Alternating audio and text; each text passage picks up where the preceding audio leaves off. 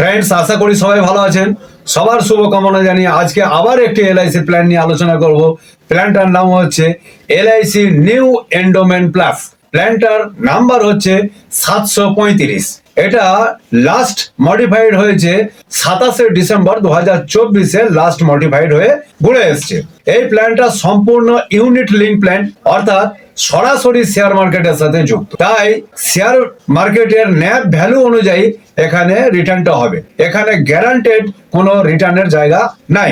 তাই এই unit link plan আবার অনেকে পছন্দ করেন, কারণ যারা শেয়ার মার্কেটে টাকা খাটান তারা এলআইসির ওপর অনেকে ভরসা রাখেন, যার ফলে এলআইসির যে ফান্ড ম্যানেজার আছেন তিনি সেটাকে নিয়ন্ত্রণ করেন, যার ফলে এই এলআইসির ওপরে অনেকে ইনভেস্ট করেন এই এলআইসির ইউনিট লিঙ্ক প্ল্যানে। এটা একটা ইন্ডিভিজুয়াল সেভিংস কাম ইন্স্যুরেন্স প্ল্যান।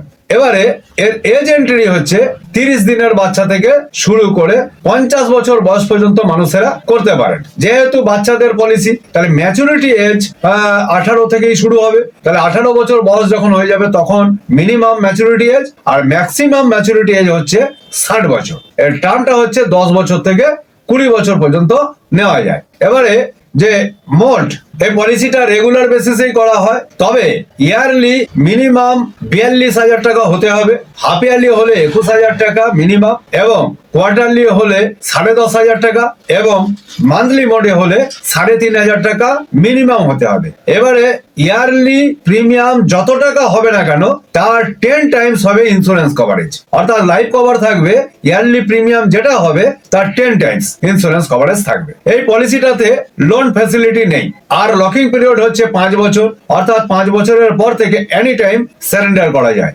যদি 5 বছরের পর থেকে সারেন্ডার করা হয় তাহলে যে ন্যাপ ভ্যালুটা দাঁড়াবে সেই ন্যাপ ভ্যালু অনুযায়ী রিটার্ন পাওয়া যায়। 5 বছরের আগে যদি কেউ সারেন্ডার করে তাহলে একটা ভালো রকম চার্জ কাটা যাবে। সেই কারণে সারেন্ডার করতে গেলে মিনিমাম 5 বছরের পর থেকে সারেন্ডার করাই ভালো। পলিসিটার রাইডার আছে, অ্যাক্সিডেন্ট বেনিফিট রাইডার নিলে নেওয়া যায়, তবে অ্যাক্সিডেন্ট বেনিফিট রাইডার নিলে সামাসরটা বেড়ে যায়। এটা নিলেও নিতে পারেন, না নিলেও কোনো ব্যাপার না। এই পলিসিটাতে 4টে ফান্ড আছে। 1 নম্বর হচ্ছে বন্ড ফান্ড, 2 নম্বর হচ্ছে সিকিউরড ফান্ড, 3 নম্বর হচ্ছে ব্যালেন্স ফান্ড, 4 নম্বর হচ্ছে গ্রোথ ফান্ড। এই বন্ড ফান্ডে ম্যাক্সিমাম টাকা ওই গভর্নমেন্ট ফান্ডে খাটানো হয়, যার ফলে রিস্কটা খুবই কম। সিকিউর ফান্ডে বেশিরভাগই গভর্নমেন্ট আর কিছু পার্সেন্ট শেয়ারে খাটানো হয়। ব্যালেন্স ফান্ড যেটা 50-50 করেই খাটানো হয়, আর গ্রোথ ফান্ডে ম্যাক্সিমাম ইকুইটি শেয়ারে খাটানো হয়, তার ফলে রিস্কটা বেশি থাকে। আবার রিটার্ন পাওয়ার ক্ষেত্রটাও কিন্তু অনেকটা বেশি থাকে। তাই যে রিস্ক নেবে তাহলে গ্রোথ ফান্ডে দিলে তার রিস্কটা বেশি নিলে রিটার্নটাও অনেক সময় বেশি পাওয়া যায়। এই পলিসিটাতে বছরে 4 বার সুইচিং এর ব্যবস্থা আছে। যদি মনে করা হয় যে এই ফান্ড থেকে ওই ফান্ডে গেলে মনে হয় বেশি লাভ হবে, তাহলে বছরে 4 বার ফ্রিতে সুইচিং করা যায়। আর 4 বারের যদি বেশি হয় সুইচ করতে তাহলে কিন্তু একটা চার্জ লাগে। এই পলিসিটার গ্রেস টাইম হচ্ছে মান্থলি মোডের ক্ষেত্রে ওই 15 দিন, আর যদি কোয়ার্টারলি, হাফ ইয়ারলি এবং ইয়ারলি মোড হয় তাহলে 30 দিন গ্রেস পিরিয়ড রয়েছে। আর এই 30 দিনের পরেও যদি প্রিমিয়ামটা ল্যাপস হয়ে থাকে তাহলে আপ টু 3 বছর পর্যন্ত রিভাইভাল করা যায়। 3 বছরের পর আর রিভাইভাল করা যায় না। পলিসিটার ফ্রি লুক পিরিয়ড হচ্ছে 30 দিন পর্যন্ত। পলিসি হোল্ডার পলিসি করার পরে, বন্ডটা পাওয়ার পরে তিনি বুঝে নিতে পারেন যে পলিসিটা ঠিক আছে কিনা। যদি কোনো কারণে দেখেন যে পলিসিটা চেঞ্জ করার প্রয়োজন আছে বা পলিসিটা তার মনোভূত হয়নি, তাহলে এই পলিসি বন্ডটার পর থেকে 30 দিন পর্যন্ত তিনি পলিসিটা চেঞ্জ করে নিতে পারেন। এটাকে ফ্রি লুক পিরিয়ড বলা হয়। এবারে বলবো পার্সিয়াল উইথড্র। পার্সিয়াল উইথড্র 6 বছর থেকে 10 বছর যখন পলিসিটা বয়স হয়ে যায় তখন 50% পর্যন্ত পার্সিয়াল অর্থাৎ আংশিক তুলে নেওয়া যায়। আর যদি 11 বছর থেকে 20 বছরের মধ্যে হয় তাহলে 25% পার্সিয়াল উইথড্র করা যায়। তবে পার্সিয়াল উইথড্র করলে কিন্তু একটা চার্জ লাগে। এলআইসির এই ইউনিট লিঙ্ক প্ল্যানটা যদি কেউ করে থাকেন তাহলে বেশ কতগুলি চার্জ আছে। সেই চার্জের মধ্যে যদি লাস্ট পর্যন্ত ম্যাচুরিটি পর্যন্ত পলিসিটা নেওয়া হয় তাহলে মর্টালিটি চার্জ যেটা কাটা হয় সেটা কিন্তু ওই ম্যাচুরিটি ভ্যালুর সাথে মর্টালিটি চার্জটা আবার ফেরত দেওয়া। এবারে এলআইসির এই পলিসিটার ম্যাচুরিটি সম্পর্কে যদি বলি তাহলে এলআইসির এই প্ল্যানটা যেহেতু ইউনিট লিঙ্ক প্ল্যান, তাহলে তার ন্যাপ ভ্যালুটা সেই ম্যাচুরিটির সময় কোথায় গিয়ে দাঁড়াবে, কত তার ভ্যালু হবে সেটা আজকে বলা সম্ভব নয়। সেই কারণে ম্যাচুরিটি সম্পর্কে এটা কংক্রিট এখন কিছু বলা যাচ্ছে না।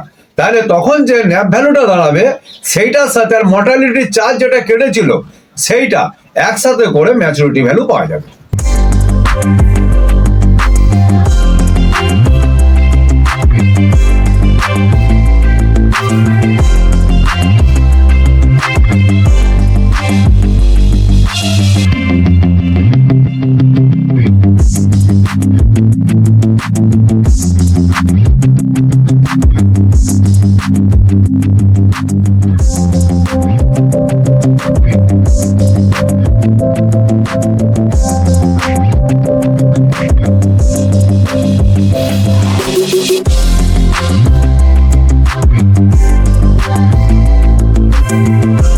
এতক্ষণ আমি এলআইসি নিউ এন্ডোমেন্ট প্লাস 735 নম্বর প্ল্যানটা ডিটেলস আলোচনা করার আমি চেষ্টা করেছি।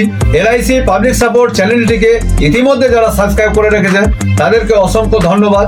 যারা এখনো সাবস্ক্রাইব করে উঠতে পারেনি বা আজকে নতুন, অবশ্যই সাবস্ক্রাইব করে নেবেন আর বেল আইকনটা দাবিয়ে রাখবেন, তাহলে সহজেই নোটিফিকেশন পাবেন। আর প্রিয়জন, আত্মীয় স্বজন, পরিচিতি পরিজনের কাছে শেয়ার করবেন, তাহলে এলআইসির গুরুত্বপূর্ণ ভিডিওগুলি সবার সারা জীবন কাজে লাগবে।